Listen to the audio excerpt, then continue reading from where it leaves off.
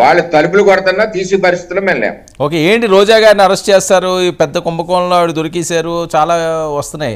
ఈ టూరిజం అంశం అన్నది ఇందాక ఏమైనా ఫర్నిచర్లు ఏవో ఆవిడేమైనా తీసుకెళ్ళిపోయిందా అని చెప్పి ఇందాక మీరు కూడా ప్రస్తావించడం జరిగింది. అలాగే ఆడదాం ఆంధ్రాలో 100 కోట్ల స్కామ్ అట, ఏ నిమిషంలో ఉన్నా అరెస్ట్ చేయబోతున్నారు అంటున్నారు, నిజమా?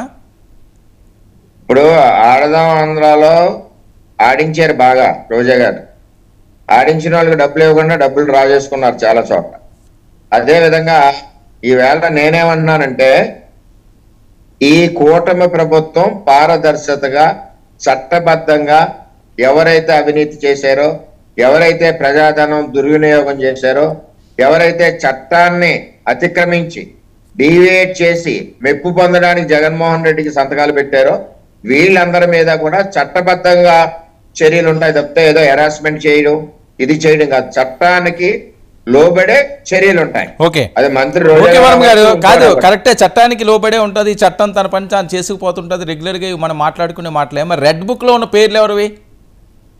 రెడ్ బుక్ లో ఉన్న వాళ్ళందరూ కూడా మరి అవినీతి పరులే, వాళ్ళందరి మీద 100% ఉంటుంది. Okay, right. శివశంకర్ గారు, మీరు ఏమన్నా బుక్లు అవి మెయింటైన్ చేస్తున్నారా? మేము బుక్లు అవన్నీ ఏంటంటే రెడ్ బుక్ అనే దానికి మళ్ళీ నిర్వచనం చెప్పడం జరిగింది. రిసైలెన్స్, ఎంపవర్మెంట్, డెవలప్మెంట్ అని. తర్వాత చెప్పింది ఎందుకు మీరు మర్చిపోయారు వరుణ్ గారు? మీరు మీ టీవీ వాళ్ళు ఏంటంటే మీరు ఒక ఇమేజ్ బిల్డప్ చేయడానికి వస్తారు. వచ్చిన బాధ ఇది ఒకటి మీతో గొప్పగా అంటే లేనిపోని నిందలేసి, ఇప్పుడు అవినీతిని ఎవరు చేసినా సహించేది లేదు. అలాగని కక్షపూరిత రాజకీయాలకి ఉండవని మా అధ్యక్షుడు చెప్పారు. అవును, ఇంకా మనము ఇది ఆంధ్ర రాష్ట్రాన్ని ఎలా ముందుకు తీసుకెళ్లాలో ఆలోచించాలండి. అలాగని చెప్పి అవినీతి పరుల్ని దొంగల్ని విడిచిపెడతామని అనుకోవడం కూడా కరెక్ట్ కాదు. ఇది అర్థమైంది కదా, మీకు అర్థమైంది చాలు. రాష్ట్ర ప్రజలందరికీ, ముఖ్యంగా నారాయణమూర్తి గారికి అర్థమవుతుంది. నారాయణమూర్తి గారు, మీకు అర్థమైందా? ఎటువంటి కక్షపూరిత చర్యలు లేవట, మీరు సేఫ్గా ఉండొచ్చట, కానీ తప్పు చేసిన వాళ్ళు మాత్రం లోపలికి వెళ్ళక తప్పదట. వర్మ గారు, ఇవాళ వీళ్ళు చెప్పేవి శ్రీరంగ నీతులు, చేసేవన్నీ కూడా నరమాంస విధ్వంస దహన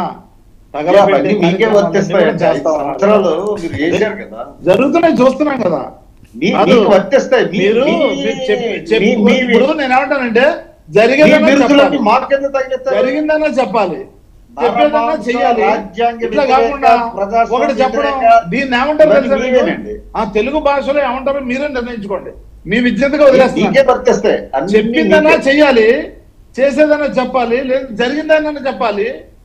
ఇలాంటివి కూడా విరుద్ధంగా, పూర్తిగా వాస్తవానికి విరుద్ధంగా, పూర్తిగా గోబెల్స్ కి వారసులుగా ఈ 3 పార్టీలు కూడా, ఒకటి కాదు 3 పార్టీలు కూడా ఇప్పుడే ఒక డిబేట్, బీజేపీ వాళ్ళు కూడా ఇలాగే గోబెల్స్ వారసులుగా.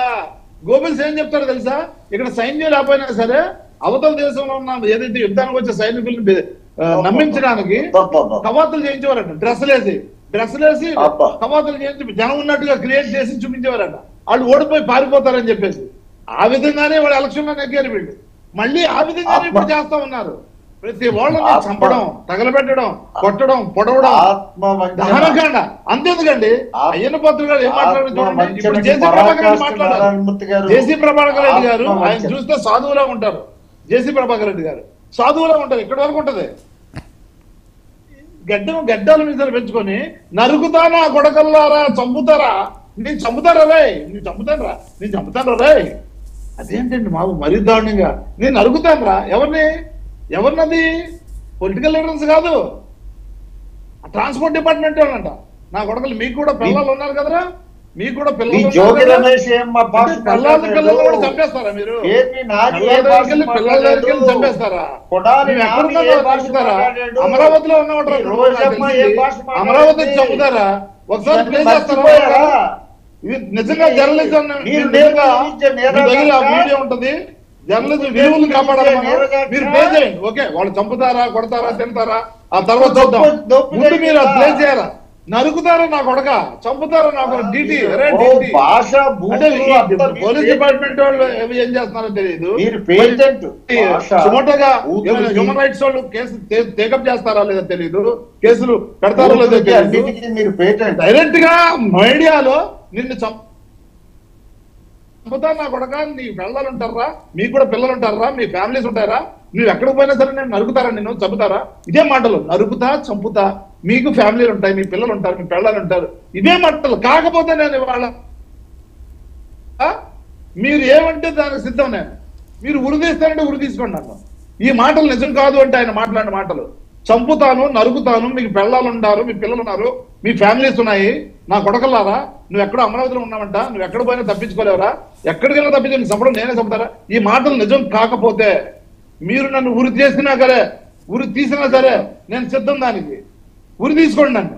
పబ్లిక్ గా చెప్తున్నా. ఇవాళ వీడియోలో విన్నా, వీడియో ఇంత వైరల్ గా రోడ్ల మీదకి వచ్చేసి అయ్యన పాత్రుడు ఆ పక్కకెళ్ళి నా కొడక నీ అమ్మ మొగుడుతురా ఇది ఏది ఎవరిని ఇరిగేషన్ రోడ్ డిపార్ట్మెంట్ వాళ్ళని, రోడ్ డిపార్ట్మెంట్ R&B వాళ్ళని పిలిచి నీ అమ్మ మొగుడుతురా నా కొడక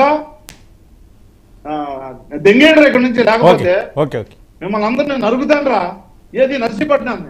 ఇంత అన్యాయం అండి, ఇద్దరు రోడ్డు మీదకి వచ్చేస్తారండి. మీరు మంత్రులా, మీ ఎమ్మెల్యేలా, లేదంటే మీరు ఏమైనా అని నేను అడుగుతా ఉన్నా.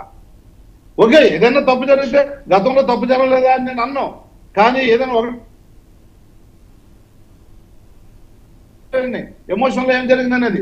కానీ ఈ రోజు అలా కాదు, అడ్డగోలుగా బరి తెగించి రోడ్ల మీదకి వచ్చి లేరు, అధికారులు రాజ్యాంగం లేదు, ప్రజాస్వామ్యం లేదు, నరికేస్తాం, చంపేస్తాం, మీ ఇంటికి వస్తాం, మీ పిల్లలు ఉంటారు, మీ పిల్లలు ఉంటారు. ఇదే ఎక్కడైనా చూసాము మనం ఇట్లా? ఆంధ్రప్రదేశ్ కాదు, భారతదేశ చరిత్రలో ఎక్కడ చూసామని. పెద్ద మనుషులు ఇద్దరు మీరిద్దరు ఈ మాటల్ని మీరు యాక్సెప్ట్ చేయాలి. వాళ్ళు ఏం చెప్తారు వినండి, వాళ్ళు ఏం చెప్తారు వినండి. నారాయణమూర్తి గారు మాట్లాడలేదు, ఆయన మీద దాడి జరిగింది, చంపడానికి హత్యా ప్రయత్నం జరిగింది. ఏమన్నారండి మీరిద్దరు విజ్ఞులు?